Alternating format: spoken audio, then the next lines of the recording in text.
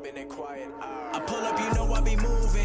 Whipping the foreign, I'm cruising. The money I'm speaking is fluent. All of my business booming. Stacking my cash in abundance. All of my family funded.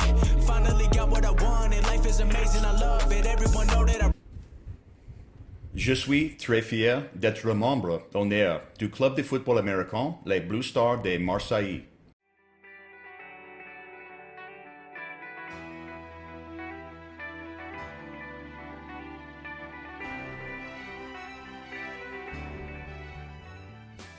So tip of the spear is not really inclusive to one position. It's all positions where contact occurs. There's a quarterback guru in every other street corner, teach you how to throw a ball. You can teach you, a guy can show you how to run a route. And anyone can talk about scheme. Just go to John Madden football. You're like, okay, what's the play? Who's gonna teach you how to apply technique to scheme? And that's what tip of the spear does. And it starts again at the base level. We go all the way up to the most complex, advanced, concerns that happen at that NFL level. And as information expands, we want that information to not just trickle down, but to be widely acceptable to youth and high school players. The misconception is that contact is an absolute defined skill set. It's not how big you are, it's not how fast you are and strong you are. We've all heard this line, it looks like Tarzan, plays like Jane, or he's a guy that's really strong in the weight room, but it's not functional strength on the field. And that's because contact is a defined skill set. Not everybody that's strong is going to be very physical or necessarily very good in football. It's not just about speed. It's not just about, there's a lot of factors.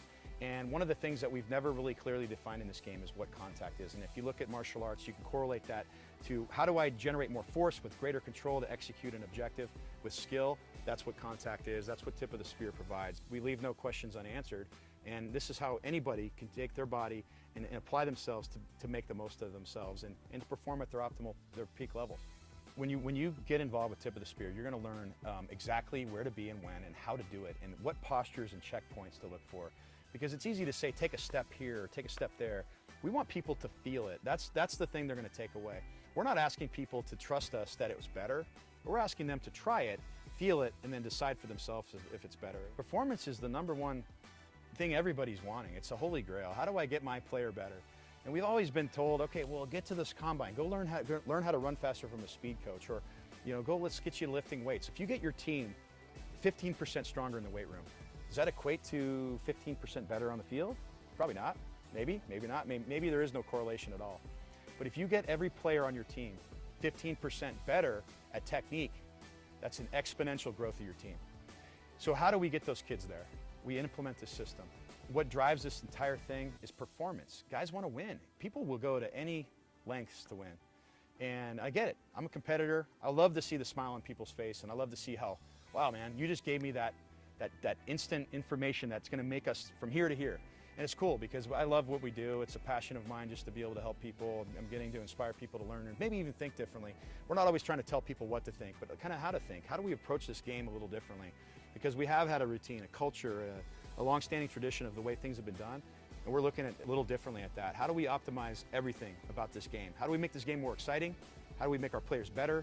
And obviously, let's not focus on safety per se. Let's focus on performance, and then guess what? Guys that perform at that level, just like fighters that know how to protect themselves and attack and put themselves in great positions, the results are going to take care of themselves. We talk about safety, but that's a byproduct of better performance. Let's not confuse something here. This is not soft football.